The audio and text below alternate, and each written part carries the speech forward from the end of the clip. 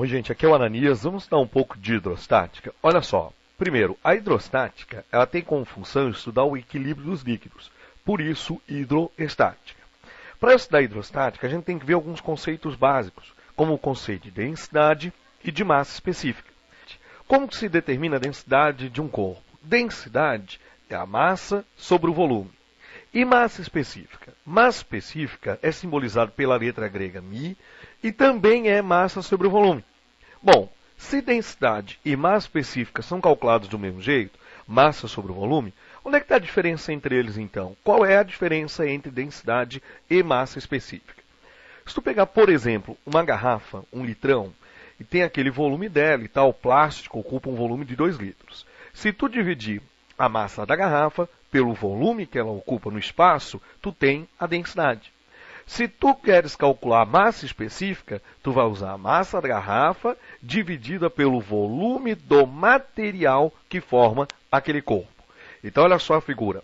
Quando eu uso o volume que o corpo ocupa no espaço, eu estou calculando a densidade. Quando eu uso o volume do material que forma o corpo, então, olha só a figura, o cara maciço, aí eu tenho o valor da massa específica. A unidade, densidade e massa específica, como são determinados do mesmo jeito, a gente não tem diferença entre a unidade de densidade e massa específica.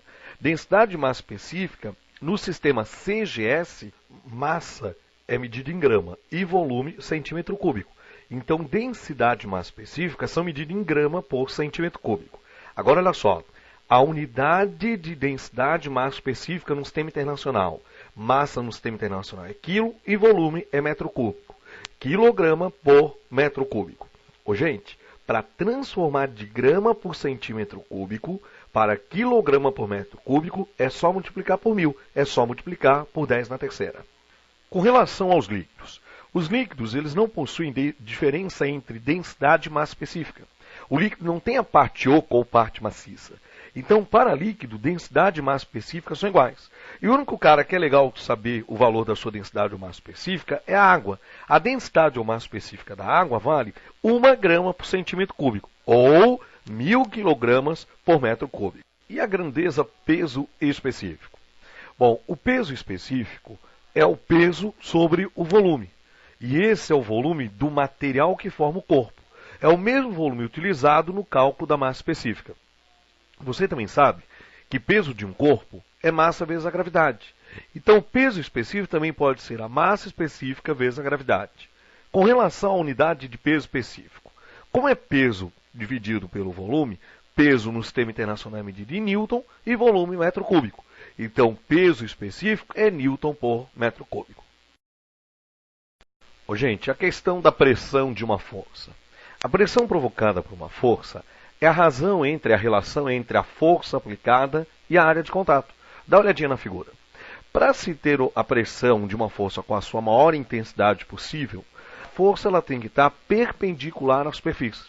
Então, a razão entre o módulo da força e a área de contato nos fornece o valor da pressão de uma força. Pressão é grandeza escalar. Pressão não tem direção e sentido. Você, por exemplo, sentado aí na cadeira, você também está provocando uma pressão sobre uma área de contato. Você tem o seu peso, a força-peso que é para baixo, e dividindo o módulo da força-peso pela área de contato, sei lá, o tamanho da sua abundância, isso vai te dar o valor da pressão provocada. Se por um acaso tu possuires uma força, ou aplicar uma força sobre uma superfície obliquamente, quer dizer inclinada, então dá uma olhadinha aí na outra figura, tu tem que achar a componente que é perpendicular à superfície. Aquela componente da força que forma 90 graus com a superfície. Pegando o módulo dessa componente pela área de contato, tu vai ter o valor da pressão. A unidade de pressão. Pressão no sistema internacional é Newton por metro quadrado.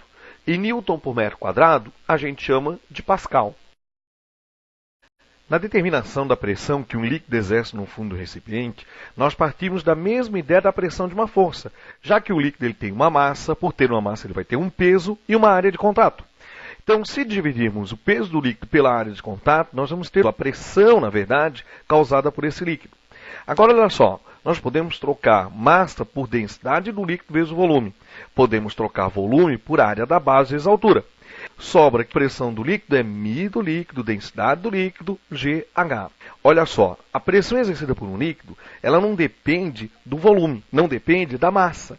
Ela depende da densidade do líquido e da altura de líquido que a gente tem sobre cada um dos pontos do fundo desse recipiente. Não esquecendo também que da gravidade local. A pressão atmosférica é a pressão causada pela massa de ar sobre o nosso corpo. Na verdade, não esqueça que em cima da nossa cabeça nós temos partículas de ar. E essas partículas de ar, elas possuem então uma massa, tanto que ocupam, por exemplo, um volume dentro dos nossos pulmões. Essa massa de ar, sob a ação da gravidade, possui um peso e uma área. Se temos um peso e temos uma área, nós temos então uma pressão. A pressão atmosférica ela é variável, ela depende da altitude. Quanto mais para cima nós formos, quanto maior for a altitude, menor será a camada de ar sobre o nosso organismo. Gente, e aí a pressão atmosférica ela vai diminuindo. Imagina o teto, por exemplo, do seu quarto como sendo o final da camada atmosférica. Se você está em pé ao chão, tu tem aí uma camada atmosférica até o teto, uma altura de ar e aí uma máxima pressão. Se você subir na cama, por exemplo, a quantidade de ar, a massa de ar sobre o teu organismo, ela vai diminuir. E aí, diminuindo a massa de ar, porque diminuiu a altura, diminui a pressão. Então, a pressão atmosférica ela é variável com a altitude. Quanto maior a altitude, menor será a pressão atmosférica. Como podemos, por exemplo, perceber a presença da pressão atmosférica? Quando se sobe um morro, uma montanha, você já deve ter notado que os ouvidos eles parecem que fecham. Por que isso acontece? Quando estamos muito tempo parado num determinado nível, uma determinada altitude, a pressão interna e externa do nosso organismo, elas estão em equilíbrio. Quando a gente sobe uma montanha, a pressão externa vai diminuindo, já que vai diminuindo a camada atmosférica do lado de fora. Gente, a pressão de dentro, ela fica maior que a de fora. E aí os nossos tímpanos parece que vão explodir. Outro caso que se tem da presença da pressão atmosférica é quando se vai tomar, por exemplo, refri de canudo.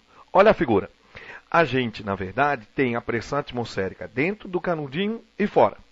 Quando a gente vai tomar refri, a gente acha que está sugando o refri. Isso não é verdade. A gente está aspirando um pouco do ar de dentro do canudo e de dentro da nossa boca. Gente, olha só. A hora que a gente aspira um pouco do ar de dentro do canudo e de dentro da nossa boca, a pressão externa é que empurra o líquido para dentro do canudo. Na verdade, o que a gente faz é provocar uma diferença de pressão entre dentro do canudo e fora do canudo. Outro caso, aqueles suco de caixinhas e tal, né, quando se vai tomar, chega no final, com 2 goles a gente detona com a caixinha daquela, né, aquela pequenininha. Inclusive a gente está tentando aí mover um abaixo-assinado para assumir que aquelas caixinhas, é porque eu sou meio gordo e aquela caixinha é muito pequena, né?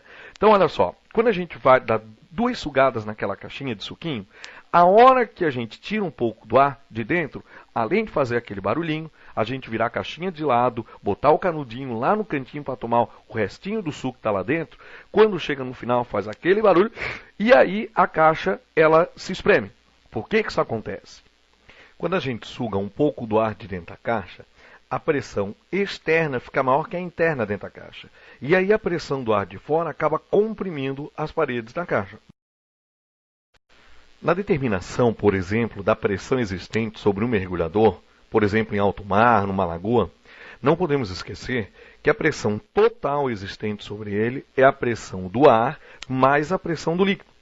Então, a pressão total é a soma de P0 mais μGH. Olha só, ao nível do mar, é adotada a pressão atmosférica como sendo um ATM, que equivale no sistema internacional a 10 na quinta Pascal. Você também já deve ter ouvido falar em 760 milímetros de mercúrio, ou 76 centímetros de Hg. Quem gosta de fazer essa colocação é o pessoal da química. Na verdade, quem determinou essa equivalência foi o Torricelli. O Torricelli ele fez a seguinte experiência. Ele pegou um tubo de ensaio, colocou o mercúrio dentro desse tubo de ensaio, pegou um segundo recipiente também com mercúrio. Veja a figura. Depois, ele fechou o tubo de ensaio com o dedão, virou o tubo de ensaio dentro do outro recipiente com mercúrio e soltou. E aí ficou percebendo o que acontecia. Olha só na segunda figura. Depois, o que ele fez? Mediu a altura de Mercúrio que tinha ficado parado. Ele percebeu que chegou num determinado ponto, o Mercúrio não conseguia mais descer, mas também não subia. A conclusão que ele chegou é que o Mercúrio tinha entrado em equilíbrio com a pressão atmosférica. Ou seja, a pressão exercida pelo líquido dentro do tubo, ela ficou igual à pressão atmosférica externa. Gente, a altura encontrada foi os 760 milímetros de mercúrio.